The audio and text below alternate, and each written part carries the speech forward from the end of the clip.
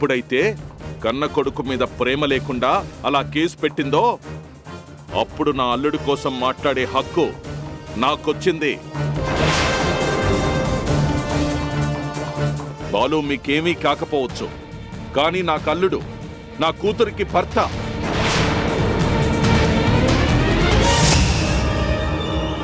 ఓ, నీకు అల్లుడంటే అంత ప్రేమ ఉందా లిపి?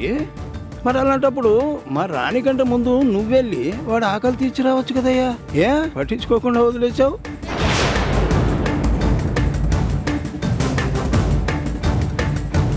మేము అన్యాయంగా వాడి మీద కేసు పెట్టాం కదా, మరి నువ్వు న్యాయబద్ధంగా వాడికి బెయిల్ ఇప్పించి బయటికి తీసుకొచ్చే ప్రయత్నం ఎందుకు చేయలేదు? నీ కల్లుడు, నీ కూతురు మొగుడు, మరి అంతేనా నీకున్న బాధ్యత?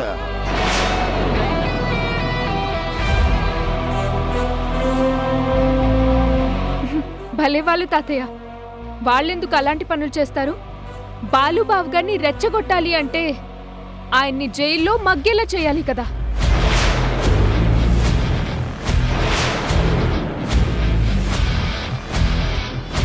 ఎప్పుడు ఇంట్లో ఏదో ఒక గొడవలు జరుగుతూనే ఉండాలి. అదే ఆయనకు కావాల్సింది. అంతేనా పెద్దనాన్న? నువ్వు మధ్యలో దూరి మాట్లాడావంటే మర్యాదగా ఉండదు. ఏయ్ డిపి, తను నా భార్య. తన జోలికి వచ్చావంటే మర్యాదగా ఉండదు. నువ్వు శైలుని ఏమైనా అన్నావంటే నేను నీ కూతుర్ని టార్గెట్ చేయాల్సి ఉంటుంది.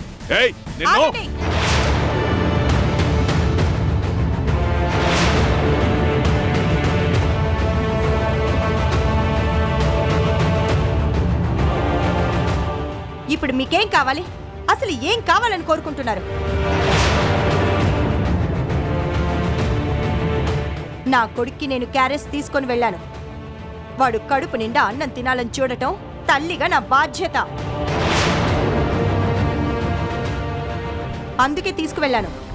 నేను తీసుకెళ్తే వాడు తినడని వాడి భార్య పంపించిందని అబద్ధం చెప్పి మరీ వాడి చేత భోజనం తినేలా చేశాను.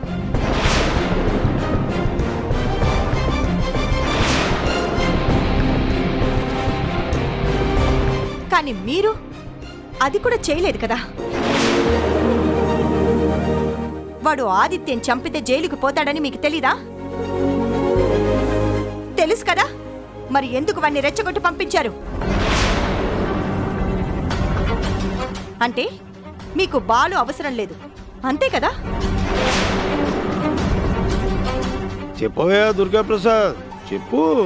నా మనవరాల్ని ప్రశ్నించడానికి వచ్చావు కదా, మరి తను అడిగే ప్రశ్న కూడా సమాధానం చెప్పు.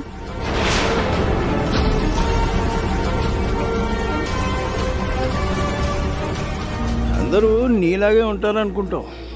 బాలు తప్పు చేస్తే రాణి కేసు పెట్టిందన్న విషయం అందరికీ తెలుసు. కానీ వాడు తప్పు చేయడానికి ప్రోత్సహించింది నువ్వేనన్న విషయం ఎవరికి తెలీదని నువ్వు అనుకుంటున్నావు. అసలు ఇలాంటి మనిషితో మనకి మాట్లాడి తాతయ్య. ఏయ్ డిపి, నిన్నటిదాకా నీకు నాకు మధ్య వార్ ఇండైరెక్ట్ గా ఉండేది. ఇప్పుడు డైరెక్ట్ వారే. మా అమ్మ జోలికొస్తే నీకు నీ కూతురికి కూడా బుద్ధి చెప్పాల్సి ఉంటుంది.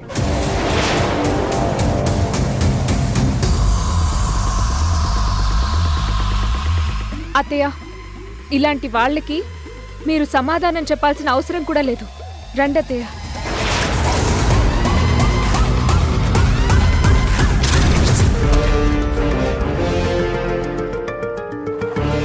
పచ్చకళ్ళ జోడు పెట్టుకున్న వాళ్ళకి లోకమంతా పచ్చగే కనిపిస్తుందని నీకు చెడ్డ బుద్ధి ఉంటే లోకమంతా అలాగే ఉంటుంది అనుకోవడం నీ తప్పయ్యా. వెళ్ళండి, వెళ్ళి పని చూసుకోండి. రారా.